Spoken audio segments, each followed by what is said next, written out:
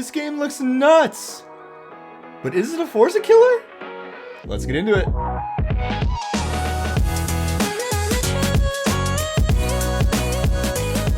First and foremost, the cars in this game, unsurprisingly, are absolutely gorgeous. Gran Turismo 7 has seemingly perfected the ability to make you want to lick the hood of the car like an ice cream cone on a hot summer day. The level of detail down to each line in the headlight is quite impressive, and it's always awe-inspiring to see the interiors and exteriors of all these cars. The racetracks themselves look great as you begin to notice the texture and pebbling in the tarmac, making for some sick replay angles. But outside of the tracks themselves, I found the graphics and detail to be a bit lacking.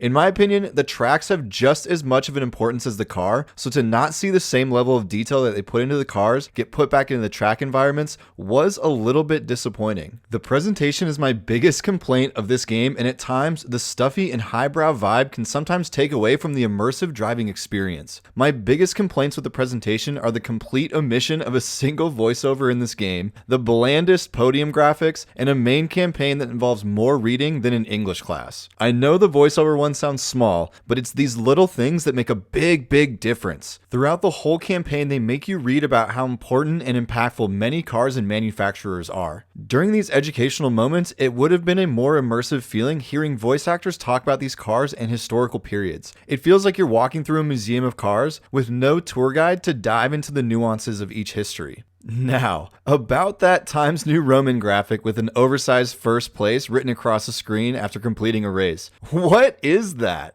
I don't need fireworks to go off after every race, but please show a little more effort in giving a more epic presentation to the finishing of a race. It felt oddly insulting at times when you'd grind out a 25-lap race to get a sigh from the game like, ugh, first place. Help add to the high of finishing a race and not make it seem like you're annoyed that we finished. Don't get me wrong, this game looks phenomenal, but the presentation takes away from what makes this game great at times. It's not that this isn't one of the better sim racing games out there, but when you're dropping your next gen title and looking to stay on top, it felt a little lazy that they didn't up the presentation to complement the gorgeous cars.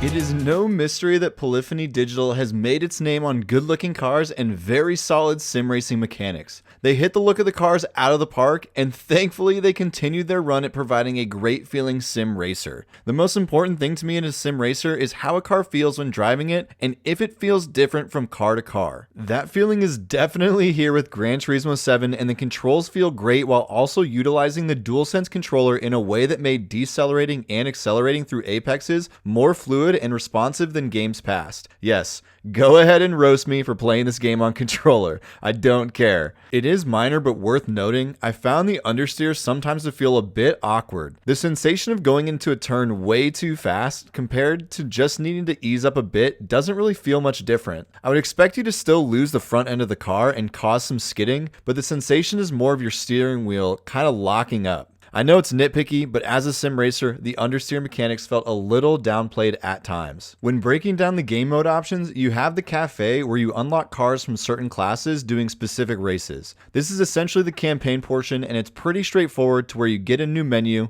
talk to Luca, and then do 3 different races to unlock the 3 cars on the menu. Some menus have you doing other things than just racing, but is usually just to teach you something new about the game. The way to unlock more tracks, game modes, and new cars without breaking the bank will be through the cafe mode. The pace is solid and it can be grindy at times, but I mostly just wish they added a little more presentation once again to this portion instead of having to read text and watch slideshows for the next menu. The other notable game modes are missions, online multiplayer, and the driver's license section. The car missions are quick little challenges that were fun the first 10 or so, but becomes a bit repetitive after a while. Most missions either involved hitting a top speed, overtaking X amount of cars, or hitting the podium on a hot lap. In these car missions, I was hoping that they would add a little more variety or use cars in these missions that showcase exceptional features about those cars. For example, put me in a McLaren P1 and give me a similar overtake challenge, but have the cars I'm overtaking be a Ford Focus. I know it would seem extreme, but that's kind of the point. Make me dodge normal day-to-day cars so I can truly get an idea of how blistering fast something like the McLaren can be. The driver's license area isn't bad per se, but this should be a tutorial and not a requirement. It's pretty annoying that you'll spend hours doing races and then get roadblocked into having to complete a higher graded license when you get tested on turns that, wait for it, you've already been doing for hours. Some of the more advanced racing concepts and line taking tips are helpful for people new to the simulator racing circuit, but shouldn't be a requirement for all players. I'm sure by now you've noticed based on the highlights I've been showing you, but the replays of the races are hands down the best part of this game. I honestly find myself looking more forward to the replay than the actual race. Gran Turismo 7 does a great job of capturing cinematic and iconic racing angles that make the replays feel like you're watching a race on TV. Plus, with the replays receiving the boosted visuals, it certainly doesn't hurt the curb appeal. As you begin to put more and more clean laps together after getting familiar with the tracks, the replays get pretty sexy and you'll find yourself drooling over your own replays. I can't tell you the last time I got excited to watch replays of something that I had just completed.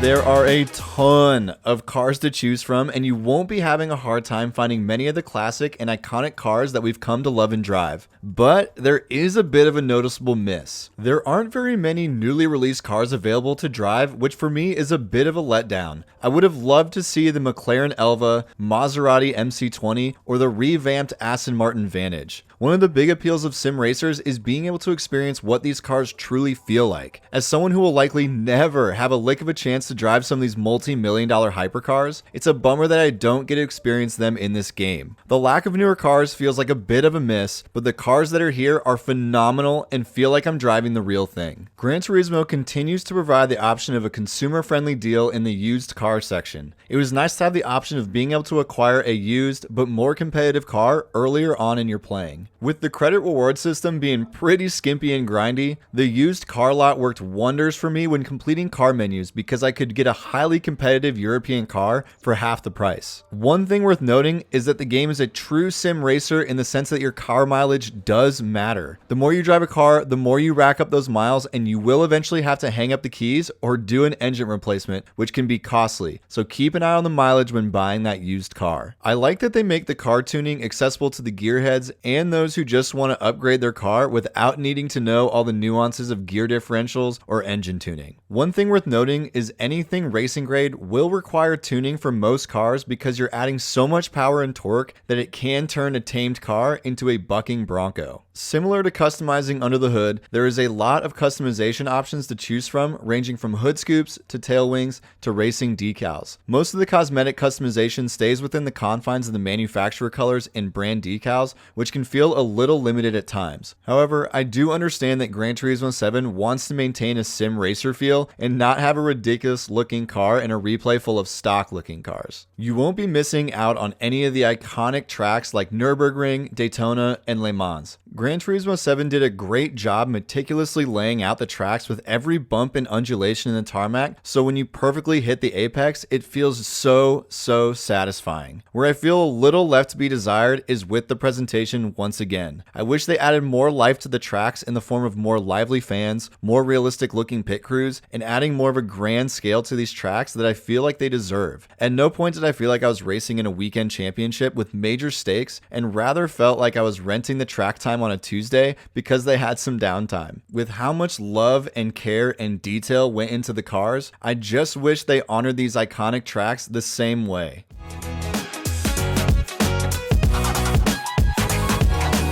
Outside of the presentation complaints that you've heard me talk about throughout this entire review, the only other two areas where this game falls a little flat is with the grind and the car marketplace.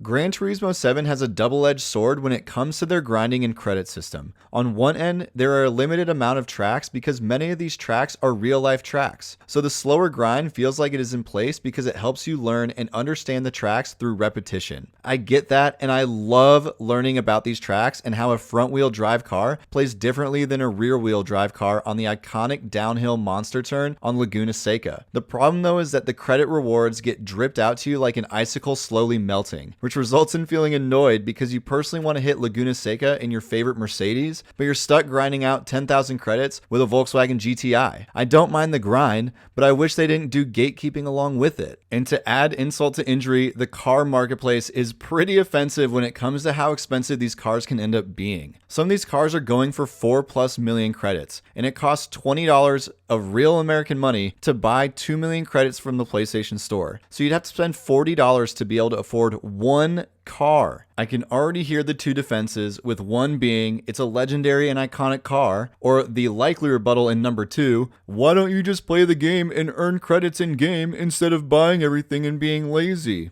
Well, good sir, at the time of writing this portion, I was 10 hours into the game, have bought one car for $130,000, dropped $50,000 in upgrades, and have a whopping 410,000 credits to my character's name. That is a lot of gameplay for one car. No car in a game should be that expensive to buy with physical money. I don't care about the grind. It shouldn't cost that much American money.